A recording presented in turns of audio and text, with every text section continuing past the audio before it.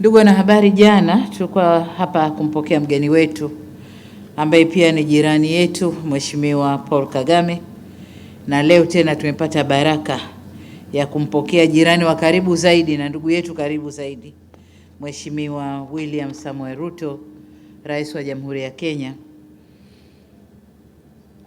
Rais wa Kenya mara nyingi amekuwa akija Tanzania, lakini akija kwa shughuli mbalimbali, lakini leo amekuja kwa ziara rasmi ya kiserikali. Na katika ziara hii tumefanya mazungumzo muda mfupi uliopita. Tumefanya mazungumzo kuangalia maendeleo ya nchi zetu, lakini pia tumezungumza kidogo masuala ya siasa na masuala ya usalama na ulinzi wa nchi zetu.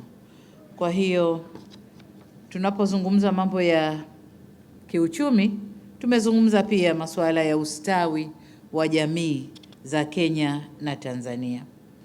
Lakini kama mjuavyo, dunia ya sasa, ushirikiano kati ya mataifa umejikita zaidi kwenye mambo ya kiuchumi. Kwa hiyo tulijielekeza sana kwenye mambo ya kukuza biashara, lakini pia mambo ya kukuza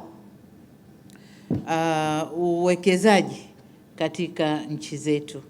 Na katika hilo tulikubaliana kuondosha vikwazo vyote visivyo vya kikodi ambavyo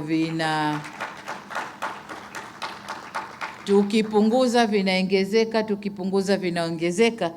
Sasa tumewapa watendaji wetu muda mwisho wa mwezi huu wa Mei wawe wamemaliza vikwazo vya kikodi.